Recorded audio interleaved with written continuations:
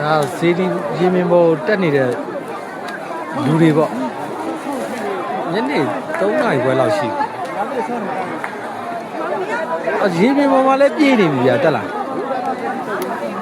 တော်တော်ကျန်းတယ်ပေါ့နော်နည်းနည်းအမတ်တရလေးဖြစ်အောင်လို့ဒီဗီဒီယိုလေးရိုက်တင်တာပေါ့နော်ဒါကျွန်တော်တို့စရချူစီရီတော့မြကြီးမဟုတ်ဟိုအဝေးပေါ့နော်မဟုတ်ဝအဝေးပေါ့နော်အောက်ကကီမုစကန်တို့ဘာတို့တော့မပြောနဲ့ကားတွေဘာတွေမပြောနဲ့အခုလောလောဆယ်မှာတက်နေတဲ့လူအင်အားနဲ့အပေါ်မှာရှိတဲ့လူအင်အားဆိုလို့ရှိရင်တော့ဒါ9 plat ပဲကျွန်တော်အောက်ကိုဆင်းပြီးတော့ coffee သွားတောက်မှုဗျဒါပေမဲ့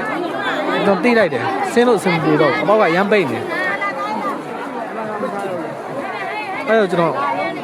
အပေါ်ပဲပြန်တက်တော့မှာဖတ်ရလေးနော်အပေါ်ပဲပြန်တက်တော့ဘာလို့လဲဆိုတော့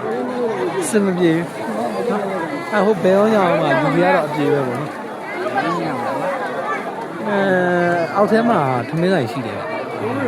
အဲ့မှာနည်းနည်းပလေးလေးတွေတော့တောက်မလို့ဒါပေမဲ့ဘလို့မအောက်စင်ဘိုးကလည်းအစင်ပြေတော့ကအတက်ကရမ်းများနေတယ်နော်မတရားနေတယ်โอเคပါအေးစစ်စစ်လာခြင်းလဲဆိုရင်တော့ဒီချိန်ကတော့အဆင်မပြေဘူးကြာနော်အေးစစ်ဖျားပြီးခြင်းလဲဆိုတော့ဒီချိန်အဆင်မပြေဘူးကားတက်ကတာကတော့ကျွန်တော်တော်တော်စိုးတယ်ဗျကလေးတွေပိုင်ကိုစိုးပါတယ်ဗျာနော်အဲ့ဒါကြောင့်